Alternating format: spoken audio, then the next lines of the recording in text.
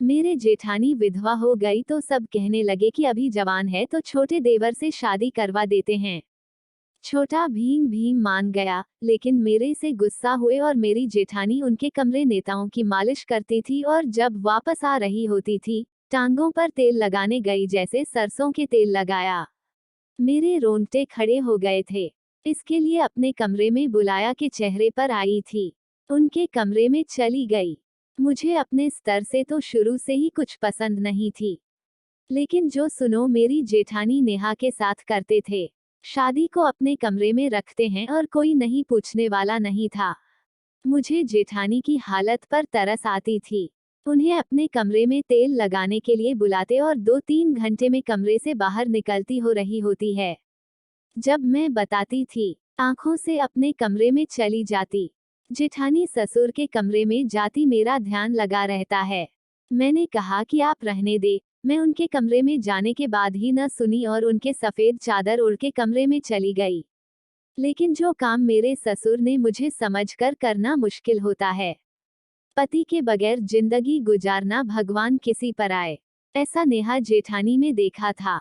वह मेरी जेठानी थी। जब तक उनके पति जिंदा थे, उनके चेहरे पर कभी मुस्कान गायब नहीं हुई थी। वो हर वक्त हंसते मुस्कुराते रहें। मेरे ससुर का व्यवहार नेहा जेठानी के साथ साथ था, जिसमें समाज सेवा गुजर चुकी थी, जैसे इंसान को खो चुकी थी। भाई की बीमारी ने हम सबको मायूस कर दिया था। नेहा जी की खुशियां ही छीन ली थी। उस वक्त धूमा में ही चल बसी मेरी जेठानी पर तू आसमान टूट पड़ा। मेरे सामने 2 माह तक एड़िया रगड़ रगड़ कर हवा हो चुका था। दूसरी तरफ मेरी जेठानी की हालत ठीक नहीं थी। बड़ी मुश्किल से बेहोश हो जाती है। हमारे हंसते हंसते घर को ना जाने किसकी नजर लग गई थी। मेरी सास भी मरीज थे। बेटे का सदमा बर्दाश्त न कर गई थी। मेरे से बहुत मोहब्बत भी करती थी। गणेश जी की मौत की पूरी आज दिन बाद है। बाकी चल बसे एक मुसीबत परेशानी से बहुत डर गए। मेरे जेठानी की हालत बहुत खराब थी और चिल्लाने लगती थी, तुम मुझे छोड़कर मत जाओ, मैं तुम्हारे बिना जी। मैं उस वक्त घर में अकेली औरत घर को संभाले हुए थे और नानी को भी। मेरे पति के 3 भाई थे। मेरा पति सुरेश से छोटा मेरा देवर मनोबी था। वह मेरे पति से बस साल भर में छोटा था।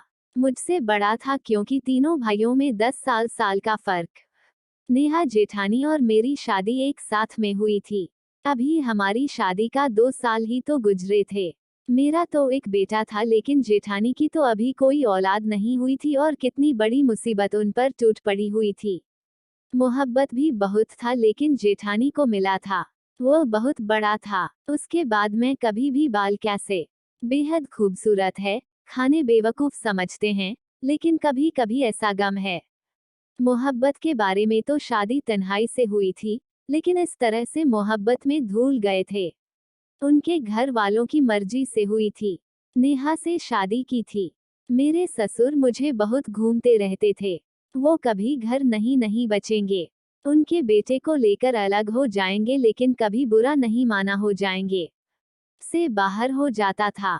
क्या पता था, मुझे बताया था कि वह सेठानी को याद आती है तो रोने लगती हो, तो मेरे होते हुए भी जी ना सके।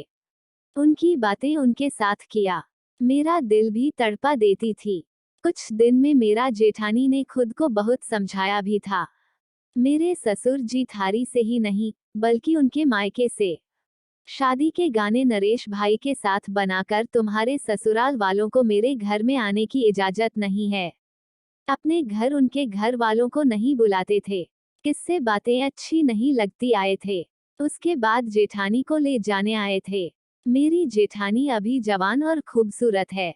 बच्चे खेल रहे थे। मेरे ससुर को पता चली तो हमारे घर में खड़ा हो गया और जेठानी के मम्मी पापा से कहने लगे कि ले जाओ और अपनी बेटी को, मेरे बेटे को खा गई है, इसलिए मेरे बेटे को मोहब्बत के नाम पर मार डाला है। उसे 5 साल तक फंसा कर रखा। उसके बाद उसे शादी थी कि मोहब्बत में वह मर गए।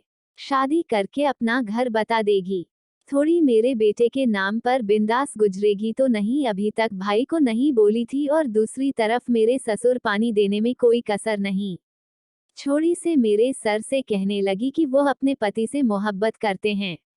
वो कैसे उन्हें इस बात का भरोसा दिलाया है तो उन्हें बहुत बड़ी सजा सुना दी। ठीक है, तेरी जिंदगी पर भरोसा करूंगा। बहुत अफसोस हुआ, लेकिन हटाने के मम्मी पापा कहने लगे कि तुम अपना सामान बांध, अब तुम्हारे यहाँ कोई रिश्ता नहीं है, यहाँ रहोगी, लेकिन अपने घर वालों को साफ मना कर दिया, जिंदगी वापस चले जाए। लेकिन मेरे साथ बहुत खुश थे। जेठानी के मम्मी पापा मायूस होकर देखकर बहुत दुख हुआ था।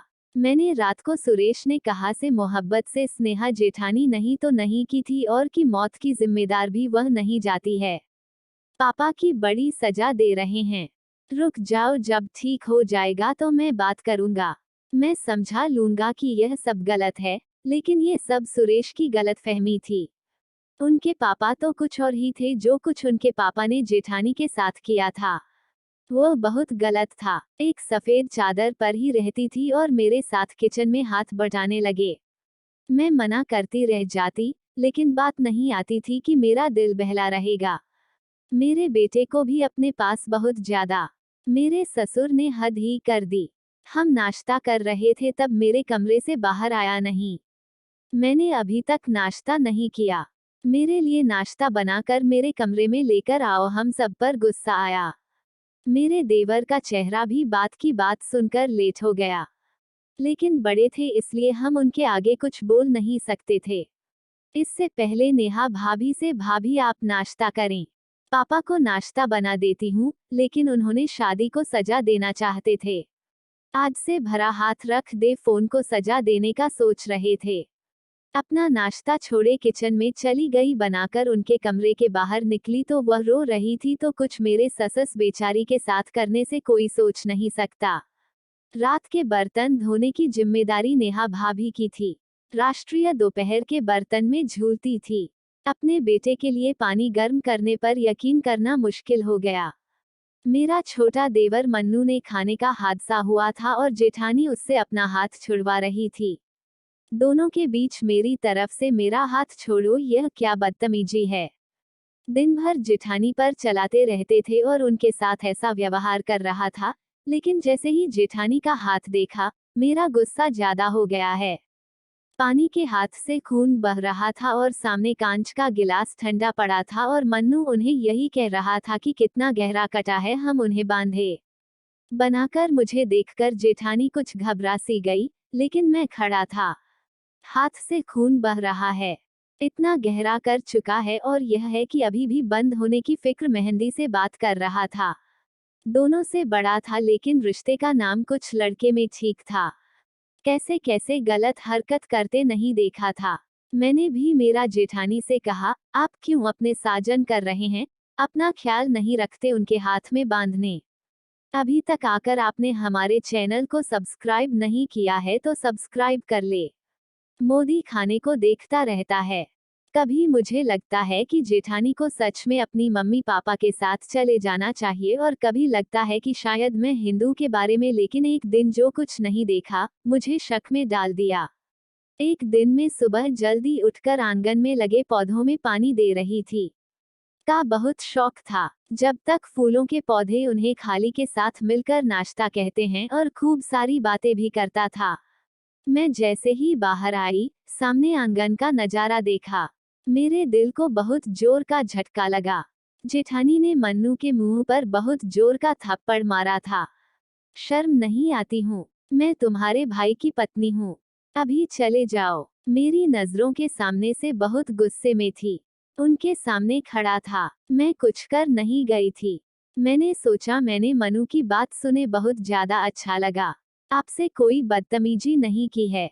नेहा मनोज भाभी नहीं कहता था, अभी उनसे यू नाम से नहीं पुकारा था।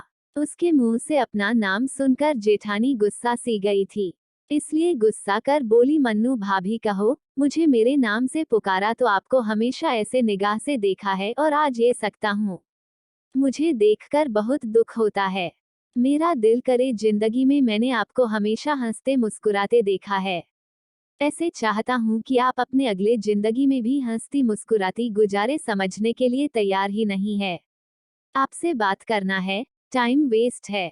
मैं अपने घर वालों से जरूर बात करूंगा। मैं हाँ, मुझे आपसे विवाह करना है, आपको जीने का पूरा है। मन वहां से चला गया। मुझे मन्नू का यह फैसला ठीक लगा था। वहीं खड़ी फूट फूट कर रोने लगी और तेरे को याद करने लगे तो सभी मुझे इज्जत से देखते थे। बदलने लगी है, मुझे भी अपने साथ ले जाते हुए कह रही थी और मैं उनके पास आ गई। मैंने कहा जेठानी क्या बात है, तू रो रही हूँ। मैं हर बात जानती तो थी लेकिन अनजान बनी रहे, मुझे देख कर रहे हो। अंदर चली गई। मैं नेहा जेठानी को मनु के लिए राजी कर लिया था, जबकि वह मान नहीं रही थी कि मुझे बुरा भला समझते हैं। लेकिन मैंने कहा, आप सब कुछ हम पर छोड़ दे, मैं आपको मना नहीं करना। मेरे बात पर वो कहने लगी, मुझे समझ नहीं आ रहा है, क्या करूं, अचानक में बहना कैसी हो, जो तुम्हें ठीक लगे वो करो। बातों को खुद को बर्बाद करने का सोच रही थी। उसके बाद मैंने बोला, बस पापा किसी तरह राजी हो जाए, लेकिन हम नहीं जानते थे कि ऐसे बात कह देंगे कि हमारे होश उड़ जाएंगे। हटाने के शादी के लिए मनोनीत मेरे ससुर से बात की, लेकिन ये सुनते ही वह छत पर खड़े हो गए। बकवास बंद करो, मुझे मर्दों को फंसाने की। जब उसके जज्बात संभाल नहीं पाए तो मरना को अपनी खूबसूरती का शादी नहीं करना। मेरे को गलत समझा जाएगा। मेरे पति तो कुछ नहीं बोले लेकिन मैं गुस्सा हो गया। मैं चाहता हूँ, मुझे किसी ने भी इस बात पर मजबूर नहीं दिया और उनके किरदार की बात तो पहले भी अच्छा था और अब भी अच्छा है। लेकिन पापा ने मन्नू के मुंह पर एक थप्पड़ मारा और क्यों मेरे घर से तुम पर कमीनी लड़की का जादू चल गया है। मैं तुम्हें दूसरे शहर भेज दूंगा। वो लड़की मेरे बेटे को खा दो। खाना चाहती है, मैं ऐसा कभी नहीं होने दूंगा। मेरे ससुर पर ना जाने कौन सा जुनून सवार था। मन्नू को घर से निकालने लगे तो उसको भेज रखा देने लगे। मैं कभी ऐसा नहीं होने दूंगा। हमारे घर तो तमाशा कमरे में बैठे सब कुछ देखने लगी। मुझे किसी से शादी नहीं करनी, भगवान के लिए सारा तमाशा बंद करो। सुनना चाहते थे और वो मेरे कमरे में ही पूरा दिन रहा करो। कभी कहते मेरे सर पर तेल लगाओ, मेरे पाँव पर तेल की मालिश करो। घर का कारोबार हर चीज मेरे से, सच में कोई भी उनके खिलाफ ज्यादा बोल नहीं सकता था। नौकरी करता था लेकिन उनके सामने हाथ जोड़कर किसी और से शादी कर लो।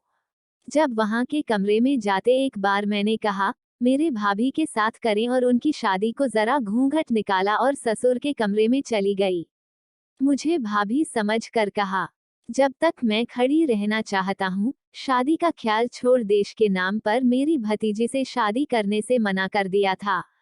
इसको बहुत जाती थी, उसने आत्महत्या कर ली। तुम मेरे साथ हो क्या, मैं तुम्हारी वजह से अपना बेटा दबा चुका हूँ, इसलिए तो मेरे दूसरे बेटे को भी मार डालो। मेरे अंदर सोचती भतीजे का बदला भेजे ठानी से ले रहे थे।